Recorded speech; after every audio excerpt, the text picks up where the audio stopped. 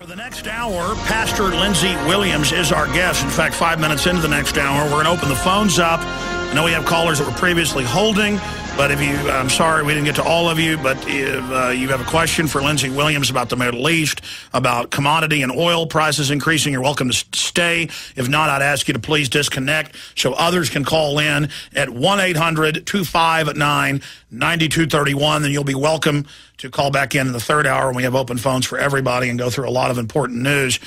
Pastor Lindsey Williams, going back 3 years ago plus, said oil will go from $60 a barrel to $150 in the next 6 months. Everybody laughed at him but me.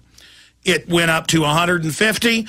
Then he said, now it's going to go down to $40. Everybody laughed again. It went down to $40, exactly as he said, on the exact same time frame. And he then said 2 years ago, he said, enjoy yourself. It's going to stay at 60 or thereabouts for 2 years. But then when it starts going back up, it will then race up to 150 or higher, perhaps 200. Now, he wasn't looking into tea leaves or runes or a crystal ball at a roadside gypsy shack. He wasn't consulting the Easter Bunny or doing seances. He worked as the head chaplain. That's a key position just like in Congress or just like on an aircraft carrier. The chaplain's the only person that can walk in and talk to the admiral or the captain whenever they want. And it's a liaison to the men throughout history. He was out there running his own charter company of aircraft on the side, preaching. They liked him, brought him up to the, what they called the Atlantic Richfield Hilton, their own, private hotel for the elites, put him in there for years. And he became the chaplain and sat in on inner oil company board meetings as the liaison to the work crews because he decreased the prostitution, the alcoholism, the fighting. And he was their guy. And he wrote a book, The Energy Non-Crisis, how there was more oil in Alaska discovered than Saudi Arabia and how they wouldn't release it. And now that's been declassified. When he wrote it back in the 1980s, he was laughed at. But it's all confirmed now. He wrote about the deal they'd done with the Arabs to have them invest all of their, most of their money in T-bills. And in turn, the U.S. would keep most of the oil out of the Gulf and out of Alaska and Prudhoe Bay off the market. And they've done that with regulators. That's why the big oil companies fund all the big environmental groups and then gripe and say they won't let us drill. They're the ones that work for them. That's just their shield, their foil, their minion. Their front. And AP sued in 2000, and in 2001, just like Bloomberg sued and got the Federal Reserve documents that most of the trillions went to foreign banks and to private corporations. Same thing. AP sued. We wrote big articles about it at the time. And then again in 2006 when more came out, that the oil companies got together in 95 and 96, the Big Ten, at meetings. And there's the minutes of the meetings, and we link to those in the articles. And AP, again, are the ones that got them.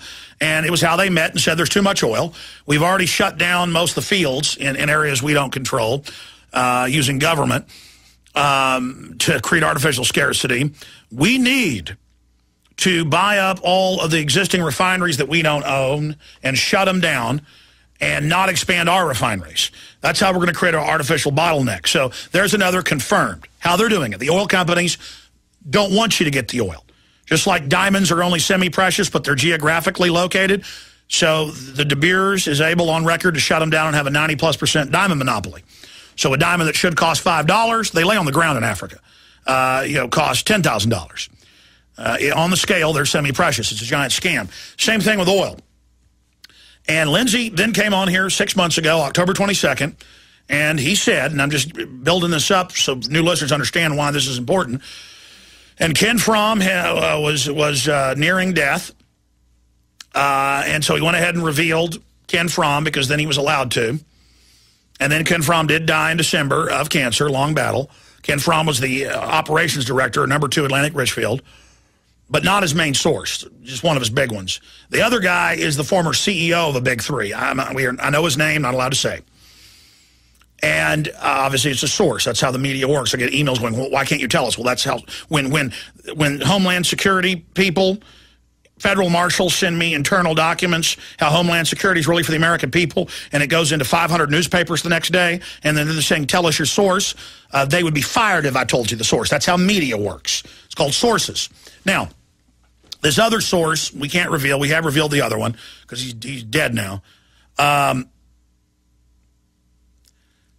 They both told him in October because he talked to Fromm and then he called the other guy and he said, yeah, that's right. And let me tell you more.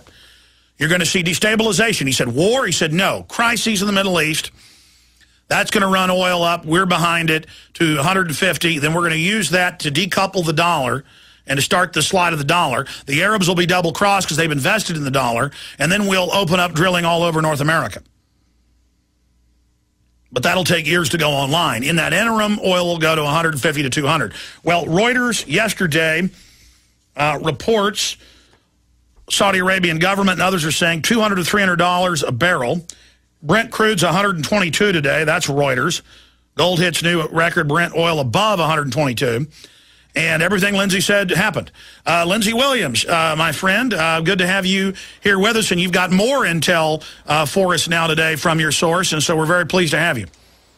Alex Jones, I want to congratulate you for being such a brave talk show host to allow me to appear on InfoWars over the years and say such daily unbelievable things that my elitist friends have told me.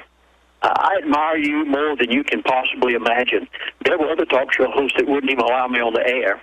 Many of them laughed at me.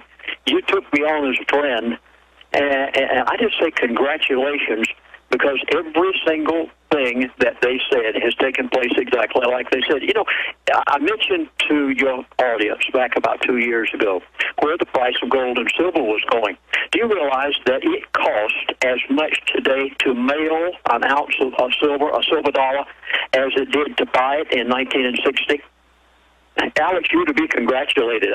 I just sit back here amazed and am always considered such a privilege to be on InfoWars. Well, Lindsey, you've got the floor. Give us any new information you have, what's happening in the Middle East, where all this is going. Well, yes, I have been in contact with the other Mr. X in my book, Energy Non-Crisis, 2 different times in the past, about a week and a half. And some of the things I've been given, again, it's like the information they've given me in the past. It's startling. But again, may I say to everyone out there in your listening audience, I take no credit for this. I'm just an ordinary, everyday guy that puts on his britches just like any other man on any given day. And it's by the providence of God that I've known all of this so that I could give it to you over the air here at InfoWars today. The Muslim Brotherhood, I think this is probably the most critical thing that's been given to me just recently. We are going to give, or we are in the process of giving. Now, this came from my source. We are in the process of giving Egypt and Libya to the Muslim Brotherhood. I think the average person would not have the slightest idea as to how startling this is going to be, because this is going to spread all over the Middle East. And I'm glad that you picked up on that on yesterday, because I did also. Saudi Arabia oil minister on yesterday was interviewed on national news, and he said that the price of crude oil is going from $200 to $300 a barrel. Now, do you suppose this man knows nothing about what he's talking about? He knows things that the average person didn't have the slightest idea of the knowledge of. And he's right. Now, he said $200 to $300 a barrel. I was told a number of months ago that it was going to $200 a barrel. When I heard the Saudi Arabia oil minister say $300, I was startled. They may take it to that, because they've got to do it in order to take the price of gold to $3,000 an ounce. I hope you're hearing this.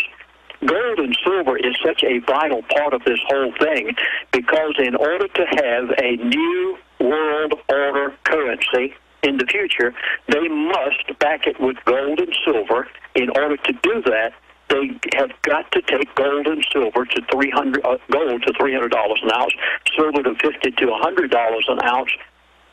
I told this on your program back, oh my goodness, it was nearly 2 years ago, that the price of gold and silver was only going to go one way. It's quite interesting. Just the other day, in the last few days, I had a phone call from a friend of mine who is a very prominent businessman over in the Las Vegas area. And he mentioned our conversation of about a year ago. He said, Lindsey, about a year ago I called you, and I said, well, I think gold and silver has gone to its peak. This businessman over in Las Vegas said, that was about a year ago. He said, gold and silver has got to its peak. He said, I think I'll sell it. I'd sell everything I've got. And I told him, I said, don't you dare do that. This was a year ago now. I said, don't you dare sell your gold and silver. I said, it's going to keep going up. He said, no. I think it's leveled out, and it's gotten about as high as it's going. I said, no, it's not. I said, it's going to keep going right up. Well, I talked to him the other day, and he said, Chaplain Williams, I am so glad I took your advice. He said, if I had sold my gold and silver a year ago because I thought it had reached the peak, I said, well, you haven't seen anything yet. I said, you're going to see gold go to $3,000 an ounce. You're going to see silver continue to climb, and it's amazing how some people, and you in particular, Alex, have been willing to accept this information that the elitists have given me over the years, and as a result, every single time it's been exact as they said it. Now, what's going to happen in the Middle East? Egypt and Libya both are being given, did you hear this? I just got this. Egypt and Libya both are being given to the Muslim Brotherhood. Now, right now, Egypt does not have a government. It's in shambles. Wait till September. They're going to elect a new government. All right, stay there. And notice now El Baradi, who's admittedly UN minion, has said they might have war with Israel. So we see the stabilization program. They admit al-Qaeda is the core of the group. Now al-Qaeda is the good guys. If you don't like al-Qaeda, you're un-American. Well, then I'm un-American. I know Lindsey Williams doesn't like al-Qaeda either. The Muslim Brotherhood is British intelligence. Global destabilization program now going into high gear. We got Max Kaiser popping in the last 20 minutes of the broadcast today on the big breakout of silver, the crash J.P. Morgan buy silver program that he launched months ago. Lindsey Williams will be with us a little bit in the next hour. I do want to open the phones up for your questions for Lindsey Williams at 800-259-9231. Lindsey, you've also been attacked a lot from mainstream media, alternative, because you've been so right.